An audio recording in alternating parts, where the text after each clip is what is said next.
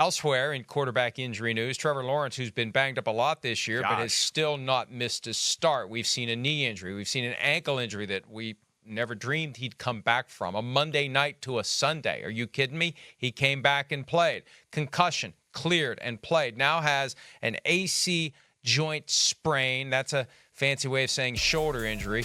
Doubtful to practice on Wednesday, and we'll see if he's able to come back and play this weekend as their season is going down the tubes. But the good news for them, they lost, Colts lost, Texans lost.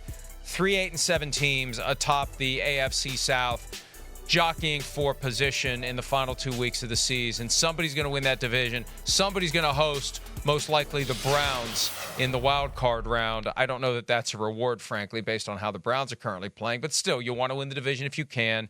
And this weekend, the Jaguars host the Panthers in a game that they should be able to win, frankly, even if C.J. Beathard is the quarterback. Yeah, I mean, you would think so, or you'd like. But I don't know. I don't know if I can say anything like that with the Jaguars right now.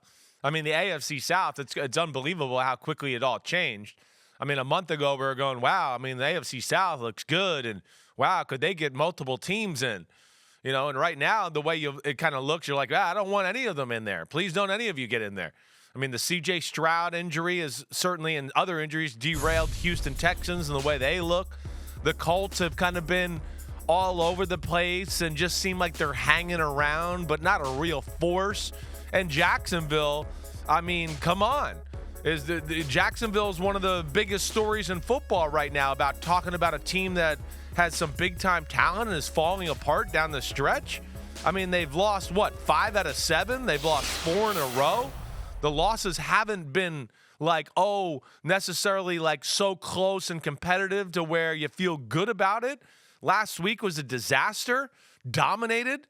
Couldn't stop the Bucs offense for anything. I mean, the Bucs just go up and down the field to start the game. What was it, 5 times in a row, 6 times in a row? Score all 6 times, game over. I mean, Trevor Lawrence is getting his ass beat every week right now. He is the most beat-up guy in football. And, on top of that, and what's scary and why I just won't go, they're going to go in and beat Carolina this weekend, they can't run the ball, right? They don't protect very good. They're relying on Trevor Lawrence like you see right here. Hey, hang in there to the last second and throw a rifle in a small window. And, yeah, you're going to get killed by 7 cars as you do it, but that's our only chance right now.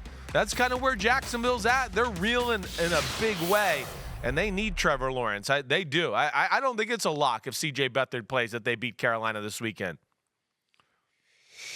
It's tough to imagine that when you consider how bad the Panthers are. But you're right. The Jaguars lately have just not been good. And this is the time of year, as Bill Belichick says, football season starts at Thanksgiving.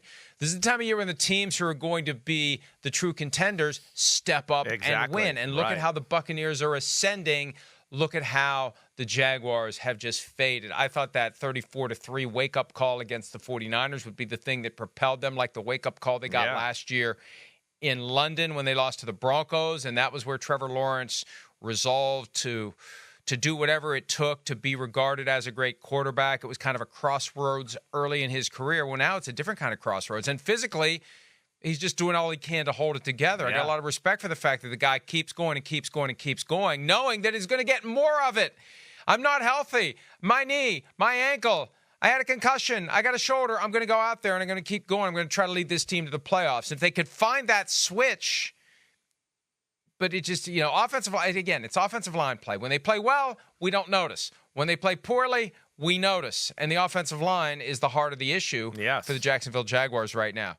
Hi, it's Mike Florio. Thanks for watching PFT on YouTube. Hit subscribe for the latest news and analysis from Pro Football Talk.